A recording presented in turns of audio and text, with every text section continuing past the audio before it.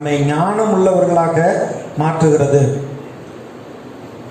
இயேசுவோடைய சீசர்கள் பேதுரு, யோவான் அவங்க பேசுகிற தைரியத்தெல்லாம் பார்க்குறப்ப இவர்கள் படிப்பறியாதவர்கள், பேதமை உள்ளவர்கள், ஆனால் இயேசுவோடு கூட இருந்தவர்கள் என்று அறிந்து கொண்டார்கள்.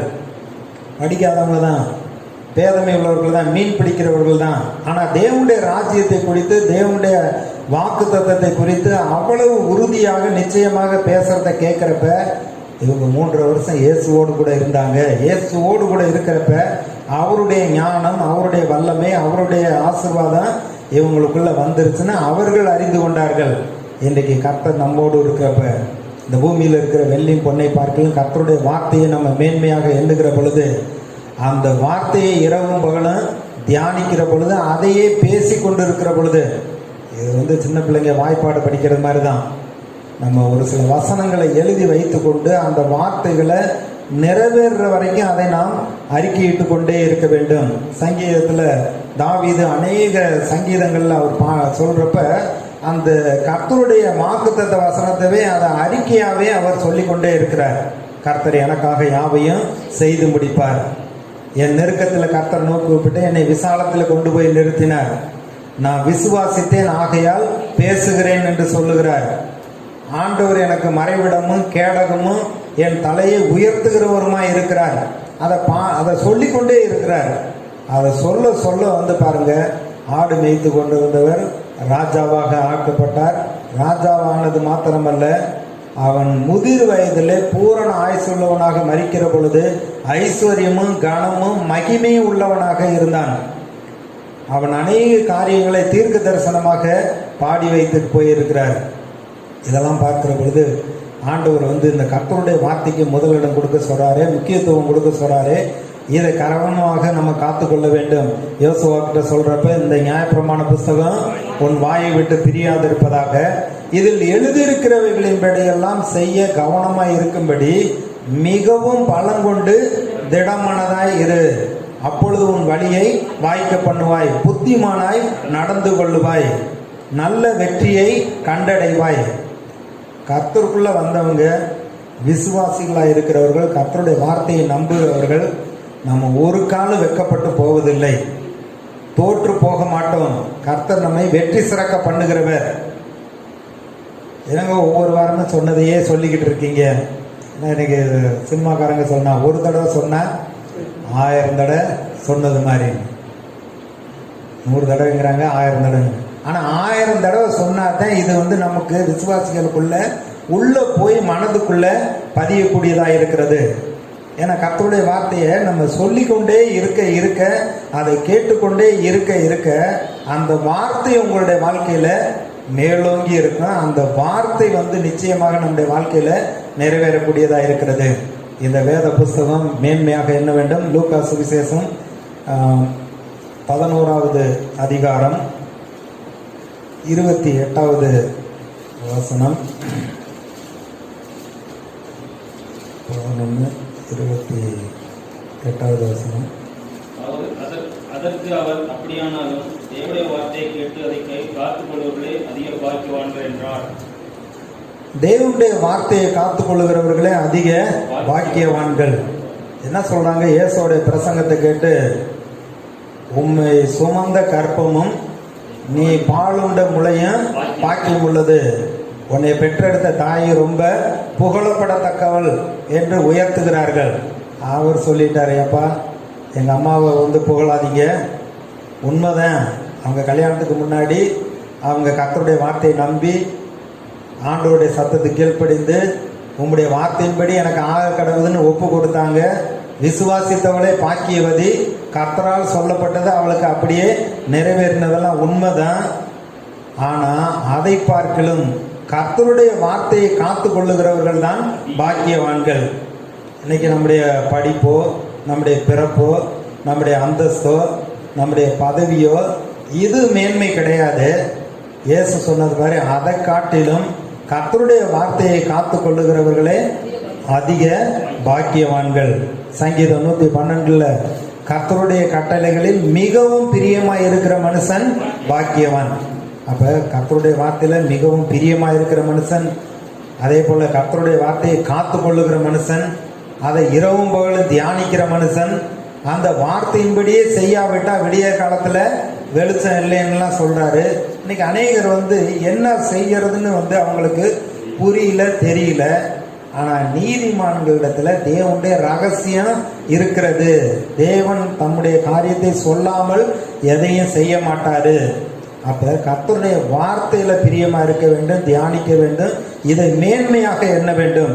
மேன்மை எண்ணணும்னு சொல்லிட்டு பைபிள் எடுத்து ஒரு நாளைக்கு முத்திரம் கொடுக்கறது, இல்லை தலைமட்டில் வச்சு படுக்கிறது, பிரயாணத்தில் எப்பொழுதுமே கையில் வச்சுக்கிறது, அது இல்லை. ஆனால் இதில் இருக்கக்கூடிய சத்தியத்தை நாம் புரிந்து கொள்ள வேண்டும், அறிந்து கொள்ள வேண்டும். நம்முடைய வாழ்க்கையின் எல்லா பகுதியிலும் நாம் எப்படி நடந்து கொள்ள வேண்டும் என்று கர்த்தருடைய வார்த்தை நமக்கு போதிக்கிறது. ஆகையினால அவர் ஆண்டவர் சொல்லிட்டாரு, வெள்ளியும் பொன்னையும் பொருளை பார்க்கல, இந்த கர்த்தருடைய வேதம் சிறந்தது, நலம்னு சொல்லிட்டாரு. இந்த வேத வாக்கியத்திற்கு நாம் முக்கியத்துவம் கொடுக்க வேண்டும்.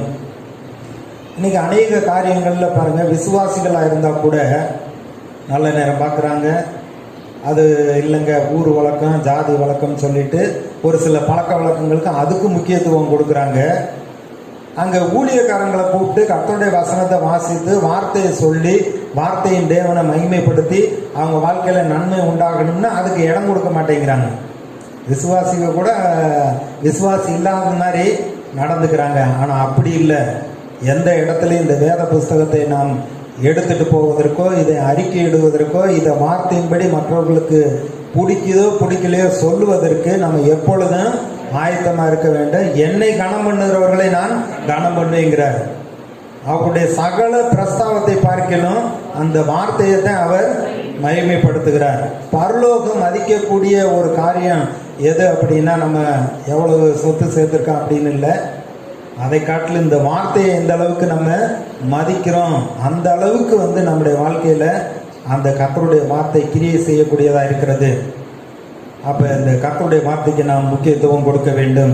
இரண்டாவது, வேதம் எதை மேன்மையாக சொல்லுகிறது? இந்த பூமியில் இருக்க வெள்ளையும் பொன்னை பார்க்கலாம், விலையேற பெற்ற பொருட்களை பார்க்கலாம், மேன்மையாக எதை சொல்லுகிறது என்று பார்க்கலாம். சங்கீதம் 84வது சங்கீதம்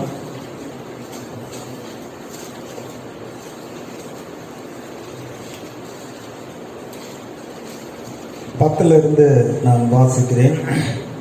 1000 நாட்களை பார்க்கிலும் உமது பிரகாரங்களில் செல்லும் ஒரே நாள் நல்லது. ஆகாமிய கூடாரங்களில் வாசமாய் இருப்பதை பார்க்கிலும் என் தேவனுடைய ஆலயத்தின் வாசற்படியில் காத்திருப்பதையே தெரிந்து கொள்ளுவேன்.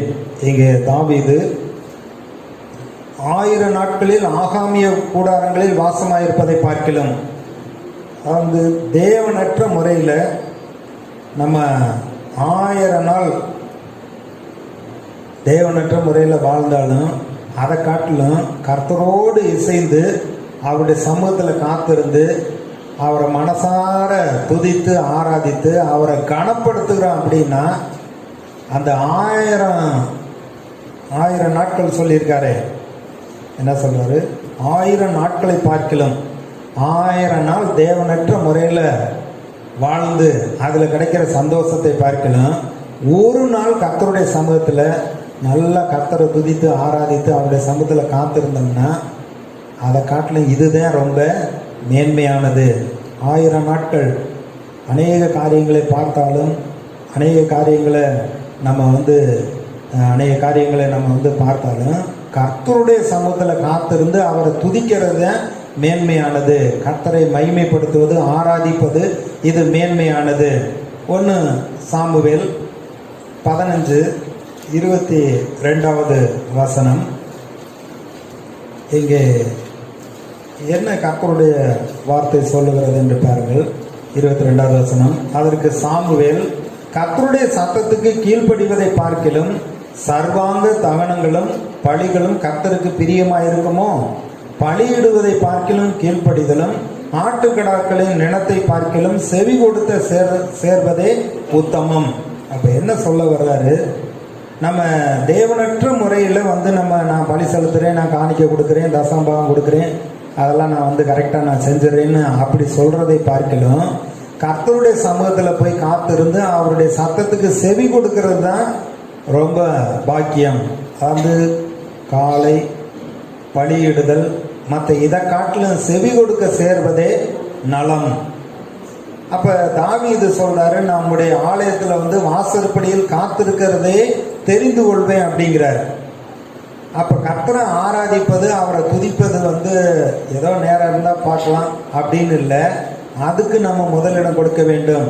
நீங்க ஆதியாகமம் 4வது அதிகாரத்துல பலி செலுத்த போகிற பொழுது காயின் அவருடைய வெள்ளாமையிலிருந்து கொண்டு பலி செலுத்த வந்தாரு. ஆபேல் தன்னுடைய மந்தையில் இருக்கக்கூடிய கொழுமையானதை, முதல் தரமானதை கொண்டு கர்த்தருக்கு பலியிட்டார். கர்த்தர் ஆபேலுடைய காணிக்கையை அங்கீகரித்தார். காயினுடைய காணிக்கையை அங்கீகரிக்கவில்லை. அவன் முகநாரி வேறுபட்டது. அவன் அதற்கு பின்பு அவனை ஆபேல் மேல் பொறாமைப்பட்டு அவனை கொலை செய்து விட்டான் என்று நம்ம வேதத்துல வாசிக்கிறோம். ஆனா கர்த்தரை நம்ம துதித்து ஆராதிக்கிற பொழுது நம்முடைய பலி தேவனுக்கு பிரியமாய் இருக்கிறது. ஆட்டை காட்டிலும், கொழுமையான ஆட்டை காட்டிலும் நம்ம செவி கொடுக்க சேர்வதே நலம். அப்ப 1000 நாட்களை பார்க்கலும் கர்த்தருடைய சமூகத்துல தங்கக்கூடிய ஒரு நாள் ரொம்ப நல்லது. தாவீதுடைய வாழ்க்கையில கர்த்தர் நல்லவர்கிறத அவர் ருசித்து பார்த்ததுனால அவர் செய்த காரியங்களை தேவன் மேன்மைப்படுத்தி பேசுகிறார். ஆமோஸ் 9வது அதிகாரம் 12வது வசனத்துல இங்கே கர்த்தர் என்ன சொல்லுகிறார் பாருங்க. தாவீதை குறித்து, அவன் செய்த காரியத்தை குறித்து மேன்மையாக அவர் பேசுகிறார்.